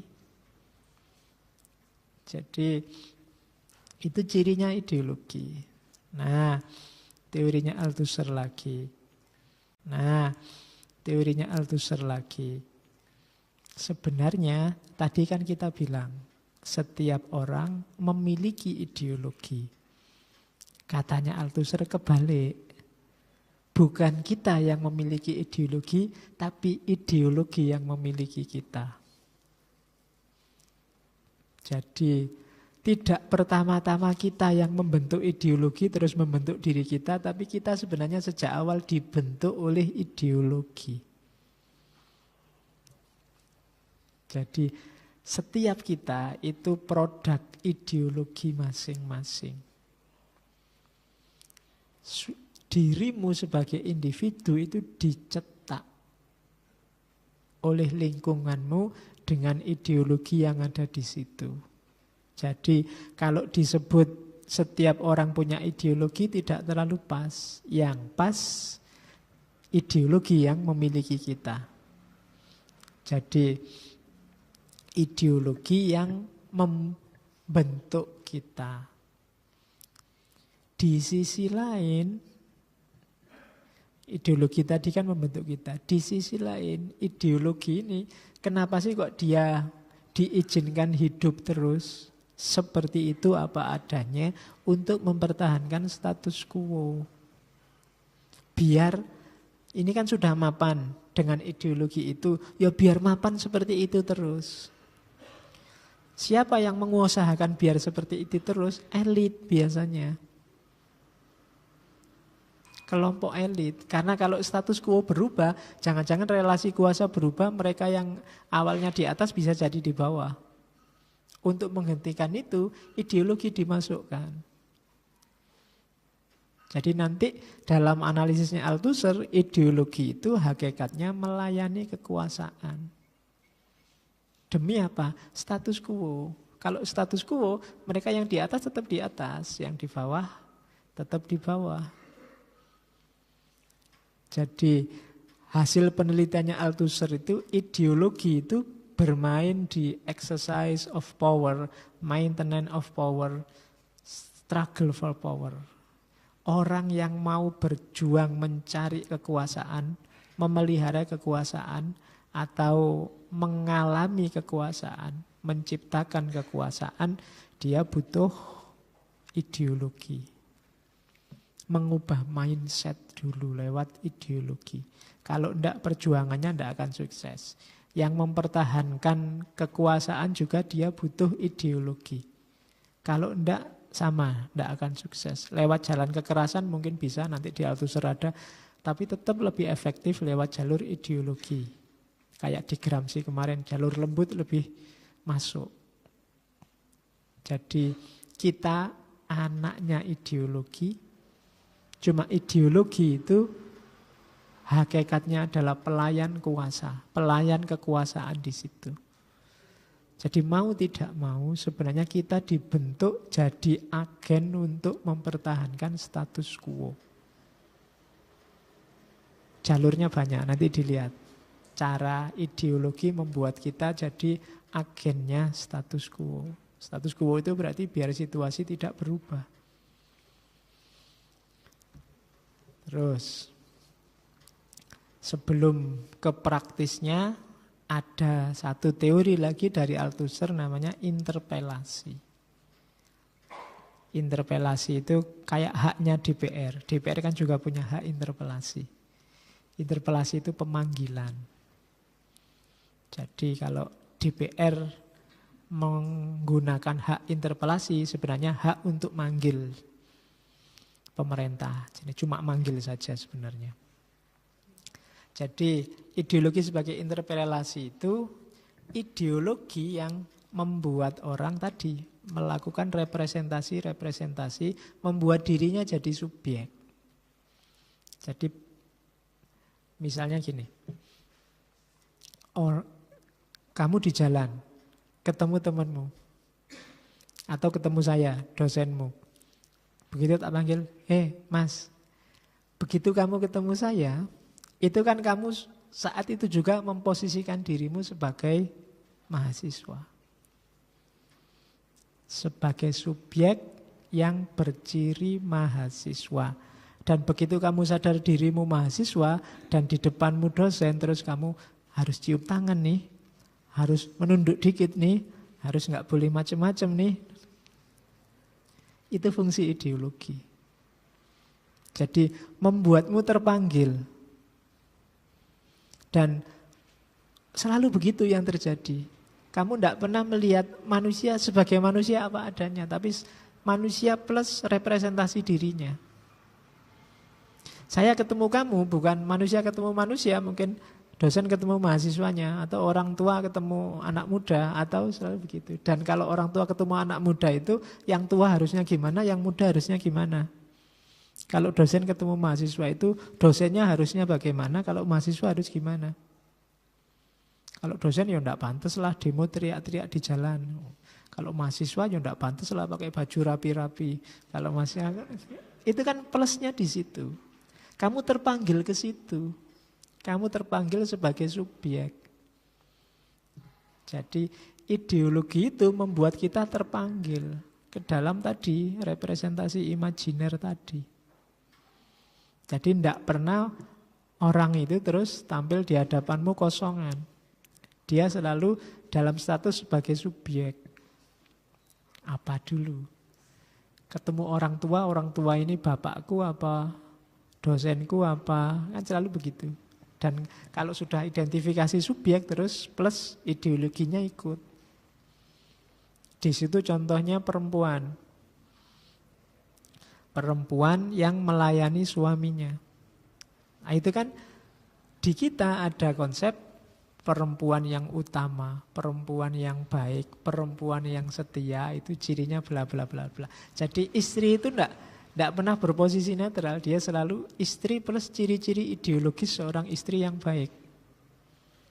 Sehingga represi suaminya enggak masuk hitungan.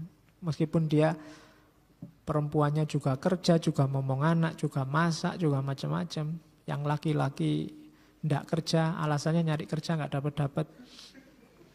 Terus hanya di rumah, hanya itu. Tapi istri yang baik itu harus melayani suami. Suami yang baik harus bisa mimpin keluarga. Mimpin itu berarti nyuruh-nyuruh. Jadi kan bisa begitu. Itu ideologi. Kalau konstruksi patriarki kan begitu modelnya. Jadi ada yang disembunyikan di situ apa? Struktur yang tidak imbang. Yang itu tidak dibuka. Nah, itu contohnya. Jadi ideologi sebagai interpelasi berarti ideologi membuat kita terpanggil dalam status tertentu sebagai subjek. Jadi kalau kamu ketemu saya, tidak pernah manusia ketemu manusia. Selalu aku plus statusku plus peranku apa di depanmu sehingga kamu harus bagaimana. Jadi itu namanya ideologi sebagai interpelasi. Nah, cuma katanya Althusser, ideologi itu sunatullah. Ya mungkin bahasanya Althusser ya ora sunatullah ngono. Ya. Bahasanya dia ideologi is indispensable. Tidak bisa tidak. Tidak bisa didispensasi. In any society. Di masyarakat apapun. If men are to be formed. Kalau orang ingin dibentuk jadi sesuatu. Orang Jawa kadang menyebutnya wis dadi wong apa urung dadi wong. Dadi wong itu berarti to be formed. Sudah jawani apa belum jawani. Atau transform. Atau berubah. Dulu A sekarang B. Itu juga butuh ideologi. And equipped to respond to the demand of their condition of existence. Dan gunanya ideologi itu merespon tuntutan situasi eksisten. Maksudnya ideologilah yang jadi jalanmu untuk eksis. Jalannya seseorang untuk eksis. Kita eksis itu kan jadi sesuatu. Dan sesuatu itu backgroundnya selalu ideologi. Ya seperti dijelaskan di awal, hidup ini ya dari ideologi ke ideologi. Kita ingin lepas dari ideologi lama yang menindas, tapi sebenarnya masuk ke ideologi baru. Kita meruntuhkan ideologi juga dengan ideologi. Meruntuhkan kapitalisme mungkin ya dengan sosialisme, komunisme, atau sebaliknya meruntuhkan sosialisme, komunisme dengan kapitalisme. Tidak ada kosongan. Kosongan itu pokoknya saya ingin meruntuhkan kapitalisme. Gantinya apa? Tidak ada Pak, pokoknya biar runtuh aja, tidak bisa. Tidak akan ada, pasti ada ideologi baru. Kamu sadar atau tidak. Pasti akan yang kamu gunakan itu ideologi yang baru. Jadi dia sifatnya indispensable. Nah, sekarang penanaman ideologi. Ideologi ini, Althusser ini ada dua tokoh yang berpengaruh tentang penanaman ideologi. Yang pertama Freud, yang kedua penerusnya Lacan. Di Freud dengan psikoanalisisnya, Lacan dengan fase mirrornya. Fase mirror itu fase cermin. Ketika seseorang hanya niru saja kenyataan di sekelilingnya. Kita itu kan ya sekarang sudah bisa mikir, tapi dulu di fase pembentukan, yang pertama-tama kita lakukan itu hanya meniru. Kalau di Lacan namanya fase cermin. Kamu bercermin ke orang lain terus kayak gitu bagus, aku ingin kayak gitu. Kayak gitu baik, aku ingin kayak gitu. Awal kamu kecil dulu begitu yang kamu lakukan. Jadi penanaman ideologi awal itu di fase meniru. Dan itu pasti diawali dari struktur paling kecil, namanya keluarga. Sadar atau tidak, di awal-awal hidupmu dulu, zaman kamu kecil itu idolamu ya kalau ndak ayahmu ya ibumu. Yang tempatmu bercermin. Meskipun nanti berkembang, tapi penanaman awal di situ. Penanaman ideologi yang pertama. Jadi tertanam dari lingkungan yang paling kecil. Termasuk kalau ada kesadaran-kesadaran yang palsu tadi, dalam tanda petik. Ya jangan disalahkan bapakmu sama ibumu. Kalau ideologi itu sifatnya struktur, lingkungan sekeliling. Jadi di situ kamu ditanami oleh ideologi masa kecil. Terus, dan sifatnya tadi tidak disadari. Kamu seolah-olah bebas, tapi sebenarnya kamu tidak bebas. Jadi kalau ada orang ngomong, aku ingin bebas 100% Pak. Tidak ideologi-ideologinan, mikir dewe. Tidak iso, kamu mikir sendiri free tanpa bahan sebelumnya. Dan bahan sebelumnya itulah ideologi. Arahmu pasti ideologis. Kamu ingin bebas karena sudah baca buku ABCD, terpengaruh tokoh ABCD, ingin meniru tokoh ABCD. Ya kamu ganti ke situ ideologinya, berpikirnya sekarang. Jadi dari ideologi ke ideologi. Pak, saya ingin niru Sartre Pak, ingin kayak Nietzsche gitu loh Pak, ingin kayak... ya podo, nanti kamu cuma ganti paradigma ideologi, cuma itu aja. Tidak kok terus jadi bebas 100% nol, tidak ada. Yang ada cuma geser dari ideologi ke ideologi. Jadi kalau kemarin kan hegemoni, sekarang ideologi. Biar kamu bingung, kira-kira yang benar apa ya Pak? Hidup ini ideologi apa hegemoni? Jadi kita ini ditanami ideologi sejak kecil. Bisa berubah. Cuma yang tidak bisa apa? Tanpa ideologi. Itu tidak bisa. Kenapa? Karena ideologi itu indispensable. Kalau bahasanya Althusser. Terus. Nah, karena ditanamkan sejak kecil, ideologi itu sebenarnya cirinya simpel. Semua yang di mata kita tampaknya natural. Ya itu yang alami ya begitu Pak. Itu aslinya begitu Pak. Universal. Di mana-mana juga begitu Pak. Komplit. Ini yang paling lengkap sistemnya Pak. Netral. Ini tidak memihak kemana-mana Pak. Aslinya ya ini yang netral itu ini. Konsep awalnya itu. Terus dikembangkan jadi kubu-kubuan. Jadi ini yang asli. Atau yang legitimate. Yang sah ya ini Pak. Yang paling benar itu ini. Atau yang common sense. Common sense itu dianggap sebagai benar begitu saja. Kalau untuk ini nggak perlu dipikir lagi Pak, nggak usah dibahas ini. Pasti baik, pasti benar. Kalau kamu dengar kalimat-kalimat begitu dalam hidupmu sehari-hari, itulah cirinya ideologi. Jadi dia tampil di depanmu sebagai sesuatu yang natural. Biasalah Pak, kalau laki-laki istrinya banyak itu ya biasa, natural itu Pak. Alami. Yang lain cuma nggak berani aja. Hanya beberapa yang berani. Gaya kayak gini kelihatan, oh iya, ciri ideologis. Pasti ada ideologi di balik itu. Atau universal.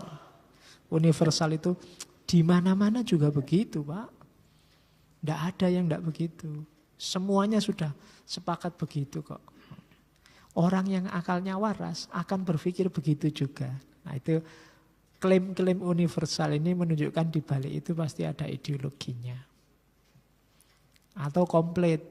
Sistem ini yang paling komprehensif Pak. Mewakili kita semua tanpa terkecuali. Dia adalah kita. Nah, itu pasti ciri ideologi. Hakikat kita itu.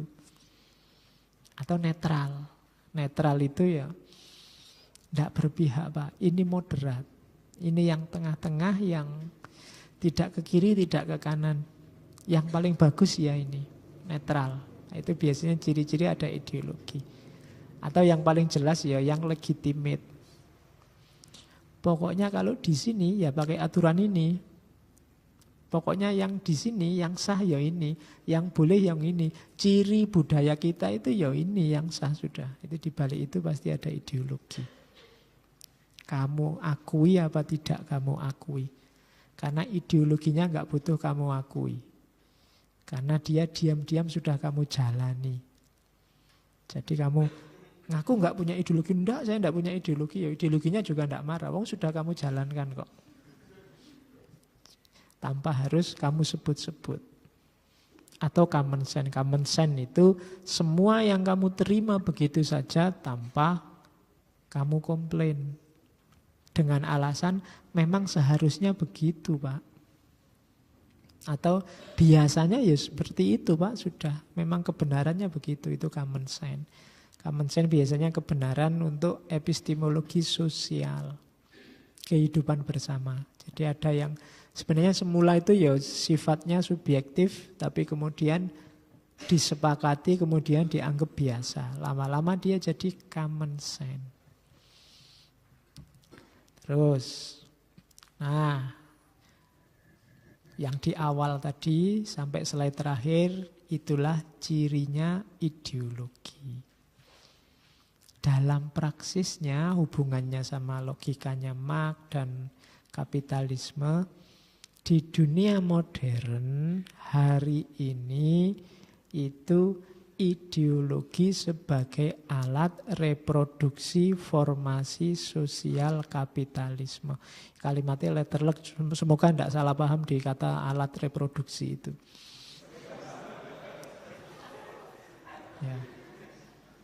Ya karena kalau pikiranmu kalau mengarah ke situ menunjukkan ideologimu tidak jauh-jauh dari itu.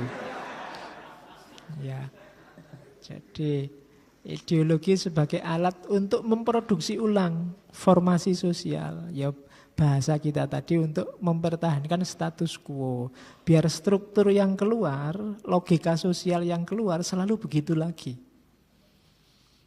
Ya kayak tadi kan, kelompok elit kapitalis itu kan tidak mau dia tergeser posisinya. Di antara strategi mereka agar posisinya tidak tergeser apa? Ya dia reproduksi terus formasi sosialnya. Caranya reproduksi gimana? Yang pertama, untuk biar produksinya jalan terus, berarti apa? Memproduksi keterampilan yang nanti berguna untuk produksi. Makanya sekarang banyak pabrik-pabrik, banyak perusahaan-perusahaan yang mendirikan sekolah-sekolah, kampus-kampus. Antara lain apa? menanamkan keterampilan produksi yang mereka butuhkan. Sama kayak dulu Belanda membuka banyak sekali sekolah dalam rangka politik etis sebenarnya, tapi sebenarnya karena dia butuh pegawai yang bisa dibayar murah. Maka orang-orang pribumi, terus saya ngomong pribumi jangan dianggap ya. Ya. Jadi orang, ya ganti istilah, jangan pribumi. Sehingga penduduk lokal. Jadi bisa sekolah. Sekolah zaman itu memang dirancang oleh Belanda untuk dapat pegawai administrasi murah. Ketika mereka bisa produksi terus di situ, ya strukturnya akan tetap begitu. Kan kunci pertama itu. Makanya kalau hari ini cita-citamu PNS itu sebenarnya mewarisi semangat kolonial.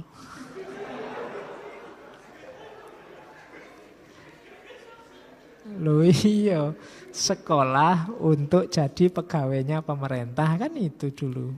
Cita-citanya Belanda. Sekarang kamu warisi jadi cita-citamu. Oke. Kalau saya kan sudah, jadi nggak apa-apa ngomong gini. Ya, kamu kan belum, jadi kamu agak ragu-ragu kalau ngomong gini kan. Kamu nggak berani kalau disuruh, mbok jangan cita-cita jadi PNS kan gitu. Ya Pak, saya cita-cita yang lain aja. Kalau gagal jadi PNS tapi.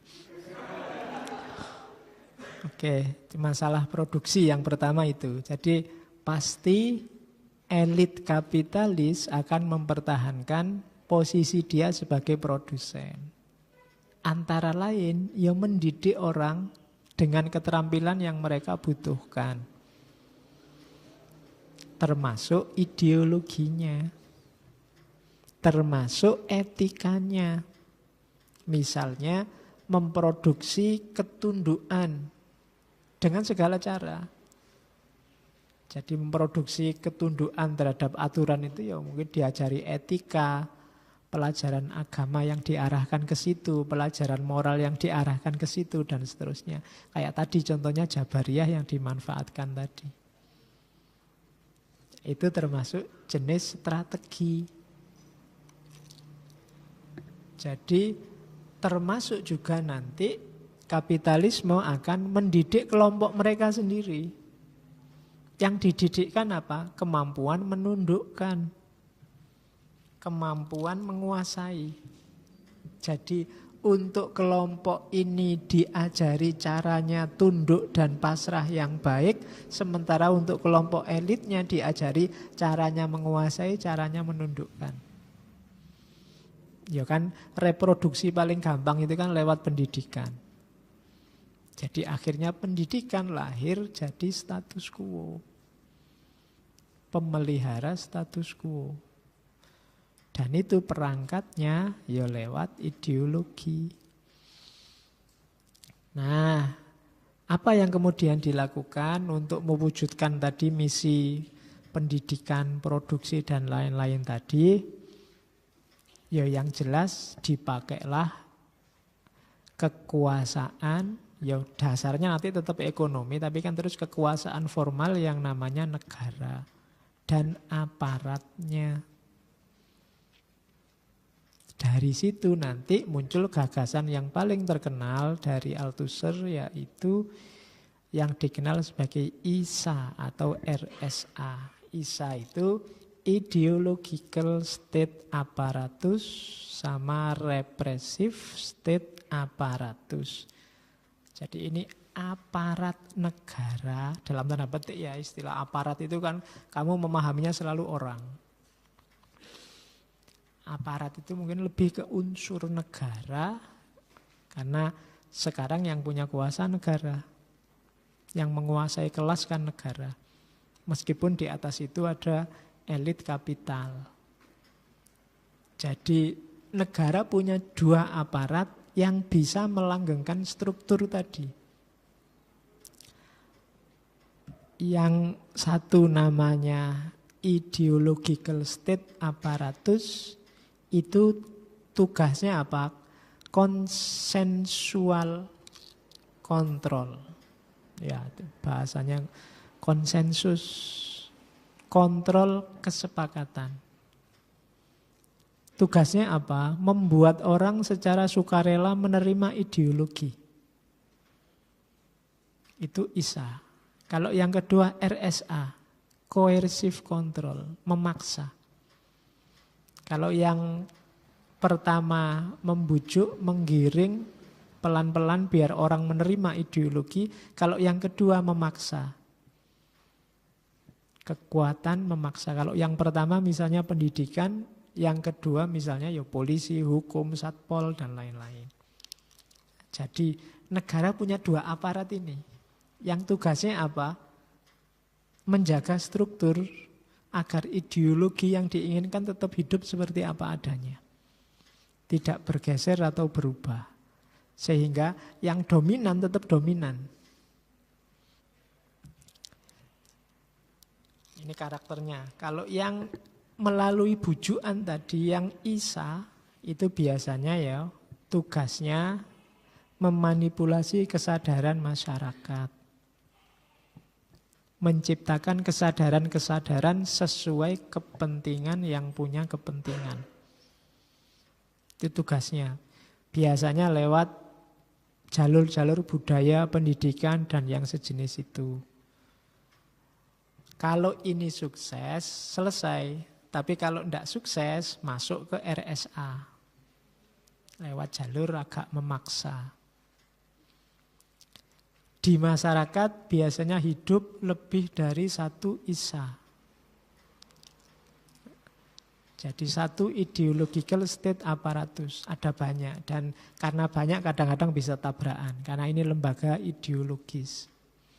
Jadi kita secara pelan-pelan digiring untuk setuju, sepakat, siap menjalankan ideologi. Secara umum jalurnya ini biasanya katanya Althusser.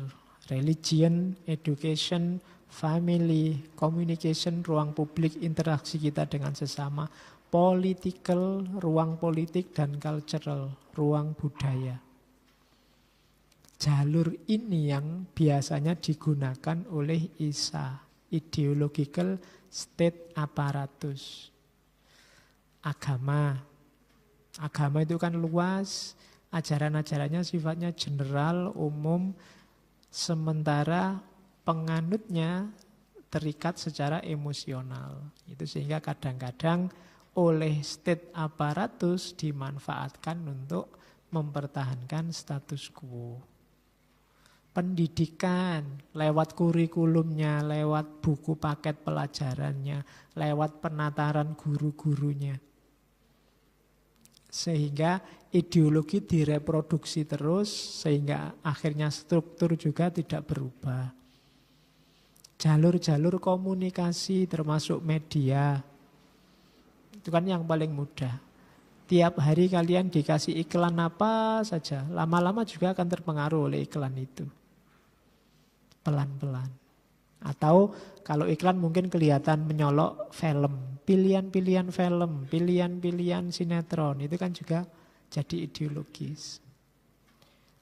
Politik, ya kalau politik jelas lah ya, lewat parpol, lewat pendidikan-pendidikan politik, atau lewat budaya. Jadi ini jalur lembutnya. Jadi kita itu sudah terkondisi, dikondisikan ulang sesuai kepentingan elit. Kalau RSE, RSA itu jalur keras.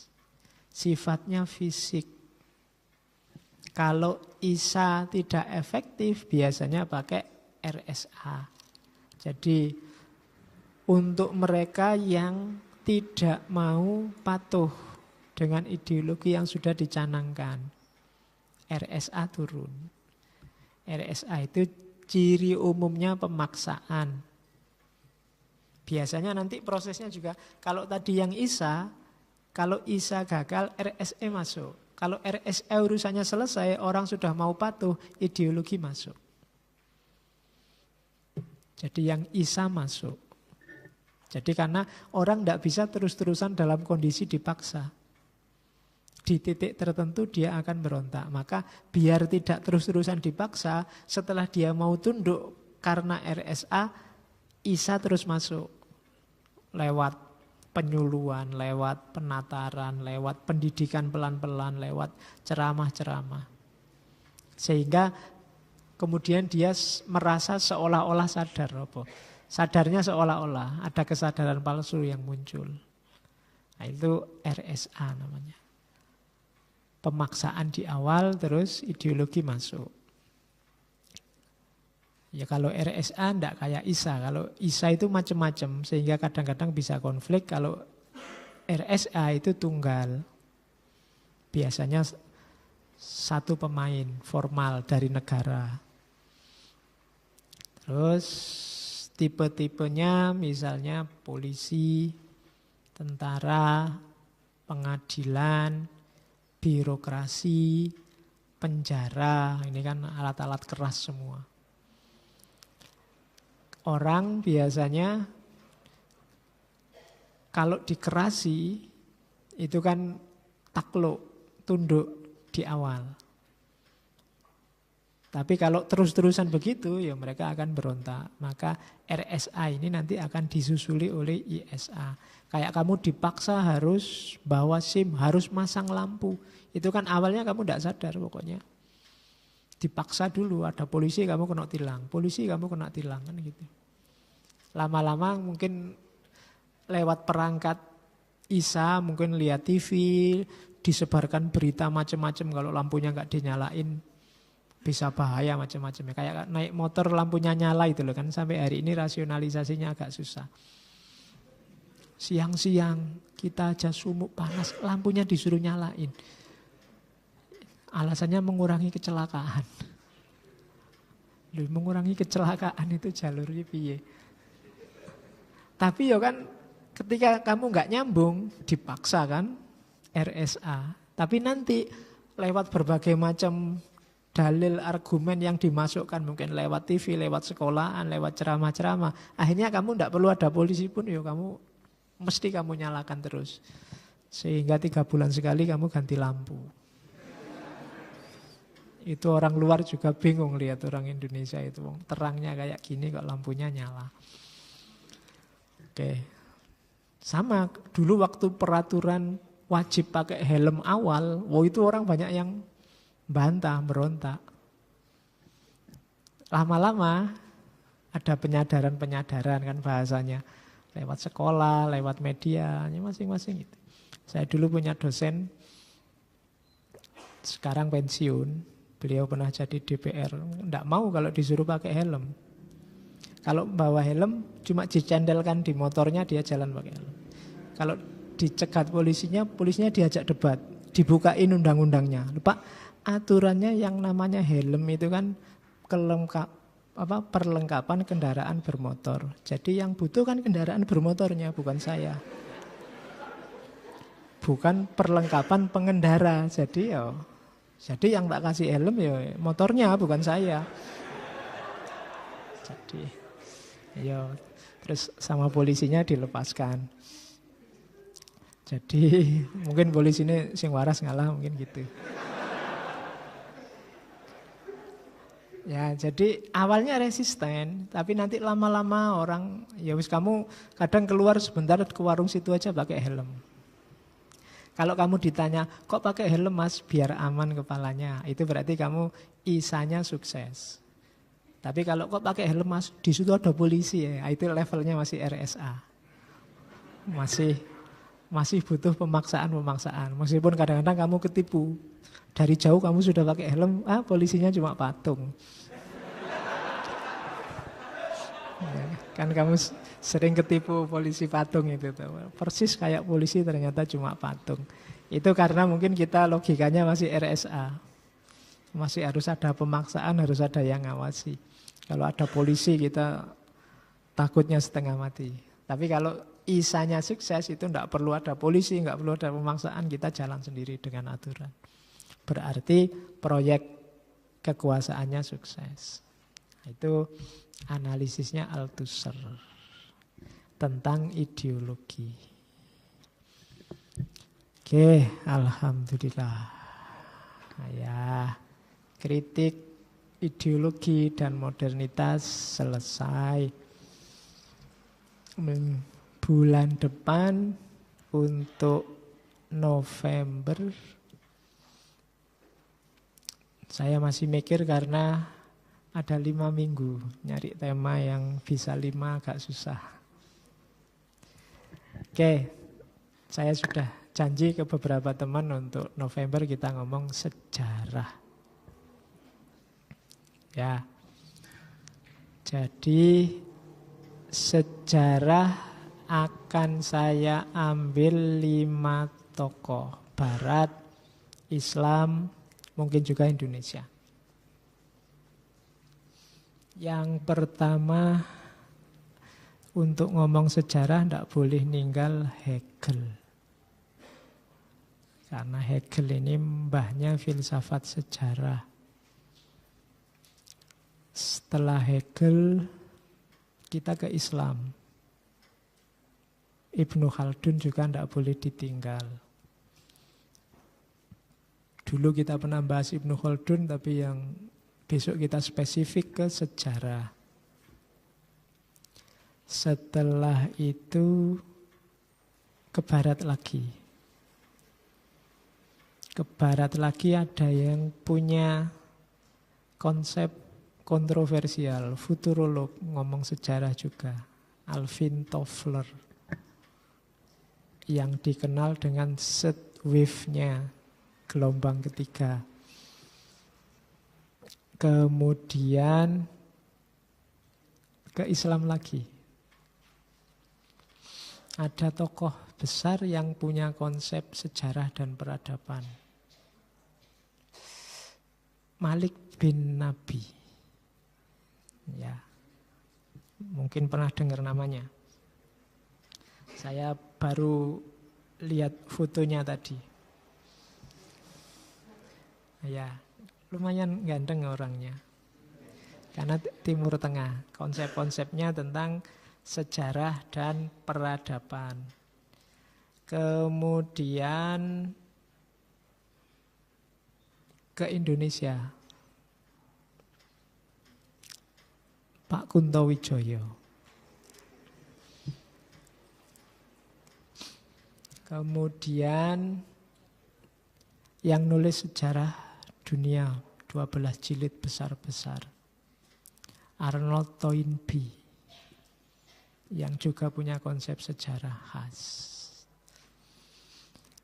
Jadi semoga 1 bulan ke depan kita punya 5 wawasan baru bagi yang belum pernah belajar tentang sejarah. Karena ada beberapa diskusi yang nyinggung-nyinggung tentang sejarah. Jadi ada baiknya kita tidak usah nyinggung lah, kita menyelam sekalian. Apa itu sejarah? Jadi diawali dari Hegel, Ibnu Khaldun, Alvin Toffler, Malik bin Nabi, berapa? 4. Kunto Wijoyo 5. Iya, sudah 5. Aku mau ngomong piro? 6. Ya dikurangi siji. Terserah takmirnya milih yang mana. Oke. Saya kira itu. Ketemu lagi insya Allah minggu depan. Kurang lebihnya mohon maaf. Wallahul muwafiq. Wallahu a'lam bissawab. Wassalamualaikum warahmatullahi wabarakatuh.